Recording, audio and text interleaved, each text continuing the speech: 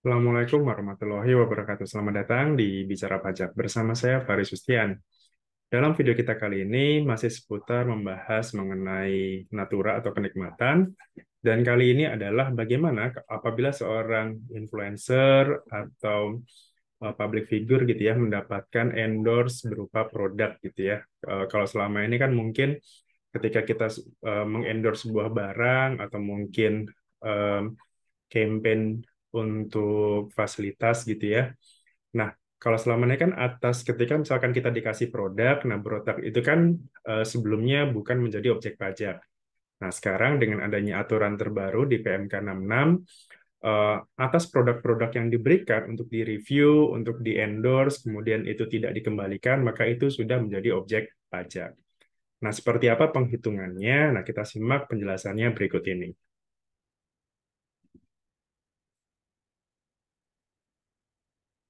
Oke, jadi sebelum kita menghitung berapa sih pajak atas endorser tersebut ya. Nah, di sini kita akan cari tahu dulu bagaimana cara menghitung atau menilai sebuah natura atau kenikmatan tersebut.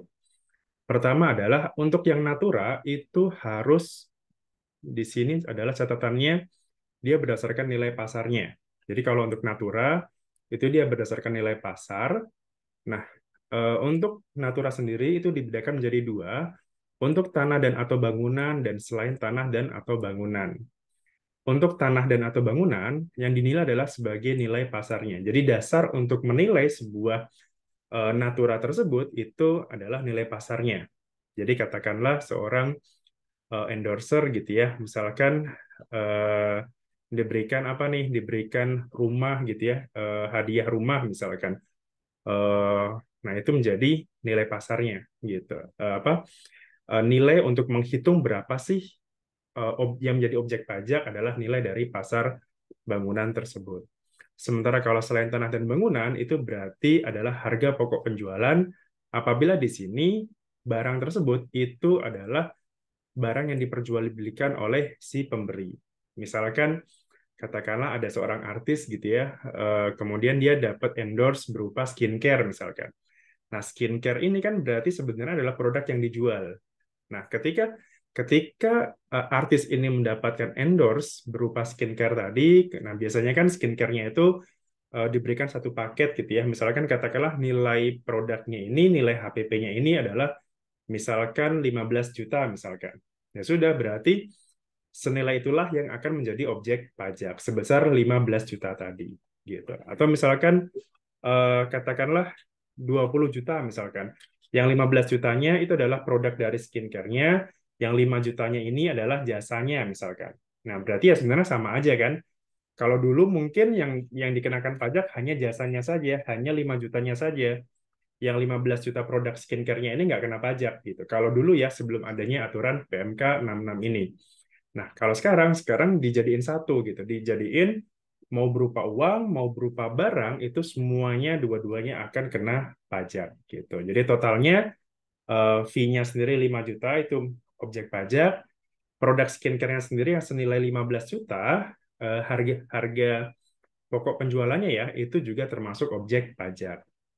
Nah, itu adalah kalau terkait dengan natura atau berupa barang. Bagaimana kalau dia berupa fasilitas atau kenikmatan? Nah, kenikmatan itu kalau misalkan penilaiannya itu adalah kalau misalkan ternyata itu dipakainya lebih dari 1 bulan, misalkan katakanlah penggunaan mobil dinas misalkan, atau katakanlah apartemen gitu ya, apartemen atau mungkin eh, apa katakanlah rumah gitu ya, kita direktur atau mungkin manajer gitu mendapatkan fasilitas kendaraan dinas misalkan, itu kan pasti dipakainya lebih dari 1 bulan. Nah, itu pembebanannya itu dilakukan setiap bulan gitu. Jadi menghitung berapa sih total nilai yang harus dikeluarkan untuk memberikan manfaat tersebut, memberikan fasilitas tersebut itu dikumulatifkan selama sebulan, maka itu menjadi objek pajak si penerima. Jadi misalkan katakanlah saya seorang manajer atau direktur mendapatkan fasilitas kendaraan dinas, nah kira-kira selama 1 bulan em, apa namanya nilai yang harus dikeluarkan untuk menanggung biaya pemeliharaan, biaya tol, biaya BBM segala macamnya itu harus menjadi objek pajak bagi saya. Jadi nanti akan dipotong senilai dengan semua yang dikeluarkan di bulan tersebut. Gitu ya. Dan kalau misalkan ternyata dalam hal kenikmatan ini diberikan kepada lebih dari satu orang, maka itu nanti dialokasikan secara proporsional saja. Gitu. Jadi ini kita dikembalikan ya. Jadi misalkan katakanlah eh, ya tadi ya apartemen misalkan. Apartemen ini ternyata dipakai oleh dua orang misalkan gitu. Ya sudah tinggal dibagi secara proporsional saja gitu. Kan apartemen sendiri nilainya itu minimal 2 juta ya gitu. Jadi kalau misalkan katakanlah nilainya ini misalkan apartemen dengan dua bedroom gitu ya misalkan katakanlah per bulannya ini biaya perawatan, sewa segala macamnya katakanlah 5 juta misalkan. Ya sudah tinggal dibagi saja. Dua orang katakanlah 2.500.000 dikurangi dengan batasan yang 2 juta, maka yang menjadi objek pajak adalah sebesar selisihnya. Berarti sebesar 500.000 masing-masing gitu. Jadi dicatat berdasarkan proporsional saja. Gitu. Jadi kalau natura itu adalah harga pasar dan harga perolehan atau HPP, sementara kalau kenikmatan itu berdasarkan nilai yang dikeluarkan ya. Jadi jumlah yang dikeluarkan atau yang seharusnya dikeluarkan. Jadi kalau misalkan kayak tadi apartemen ya eh, biaya listriknya berapa, biaya IPL-nya berapa, biaya kebersihan segala macamnya itu dihitung semuanya satu bulan kira-kira itulah yang harus menjadi objek pajak dikurangi dengan yang batasan yang non objek ya, yang apartemen itu adalah 2 juta per tahun. Per bulan ya, maaf. Nah, kemudian kita balik lagi ke endorse tadi gitu. Apabila misalkan contoh di sini Nona JA, seorang bintang iklan menandatangani kontrak dengan PT JZ misalkan. JZ ini katakanlah produk skincare gitu ya, pemilik produk skincare-nya, sebuah perusahaan kosmetik untuk mengiklankan produk kosmetik di sosial medianya. Nah, atas jasanya ini, bulan Desember 2023, Nona JA menerima penggantian atau imbalan berupa paket kosmetik dari PT JA. Nah, nilainya sendiri adalah sebesar 10 juta. Ini asumsi harga produk penjualannya ya. Jadi dia tidak diberikan uang, tapi langsung diberikan seluruh katakanlah rangkaian satu set gitu ya.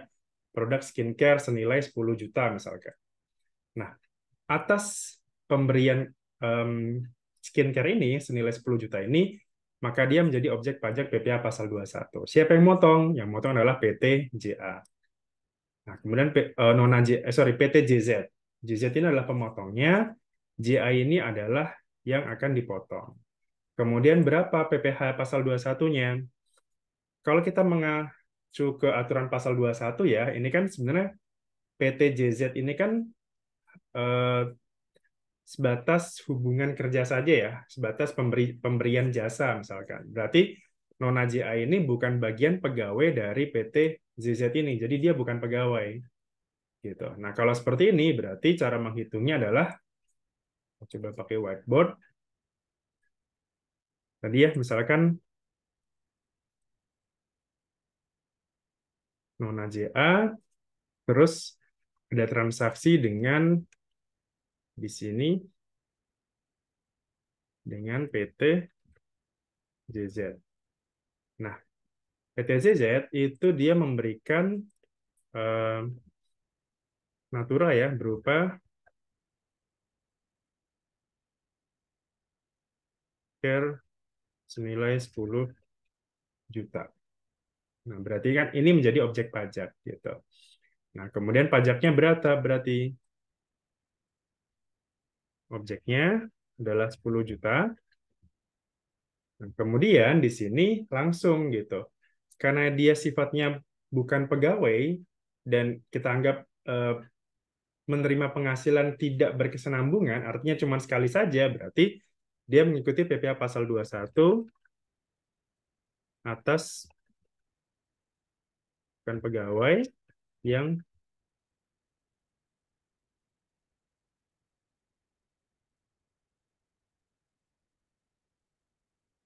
yang tidak berkesinambungan.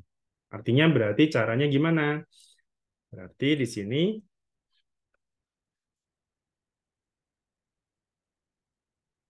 penghasilan brutonya 10 juta.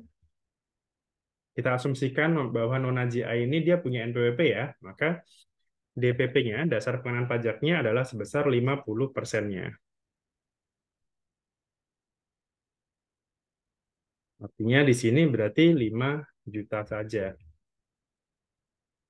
5 juta, kemudian DPP-nya berarti tadi ya 50 ini ya, berarti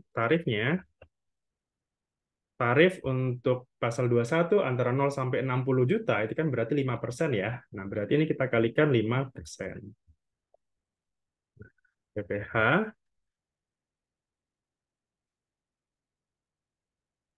yang dipotong berarti 5 juta kali 205 kali 5% ya. 5 juta kali 5 juta kali 5% adalah berarti Rp250.000.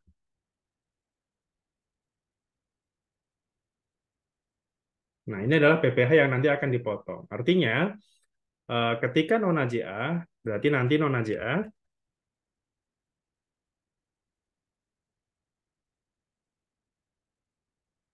akan mendapatkan bukti potong ya.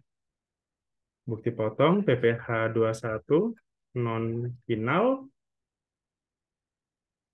sebesar berapa? Sebesar tadi ya, sebesar Rp250.000. Gitu. Kemudian kewajiban dari PT JZ berarti ya dia harus memotong 21 sebesar ini tadi ya 250, membuat bukti potong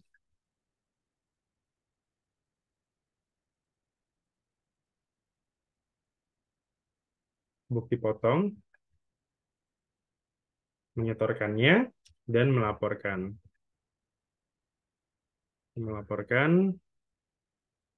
SPT masa 21 gitu di bulan tersebut ya. Jadi misalkan kejadiannya katakanlah tadi ya Desember 2023 misalkan ya. Sudah ini menjadi bukti potongnya masa Desember 2023. Dan atas non AJA ini karena dia mendapatkan bukti potong non final artinya bukti potong yang 250 ini dia bisa dikreditkan ya. Dia jadi bisa menjadi kredit pajak di SPT tahunannya gitu. Jadi pada saat nanti non AJA ini lapor SPT tahunan, maka produk senilai skincare ini yang senilai 10 juta ini itu nanti akan dimasukkan di SPT orang pribadi sebagai penghasilan ya, penghasilan lain-lain gitu ya. Jadi kalau di SPT tahunan kan di lampiran kedua ya ada di bagian bawah itu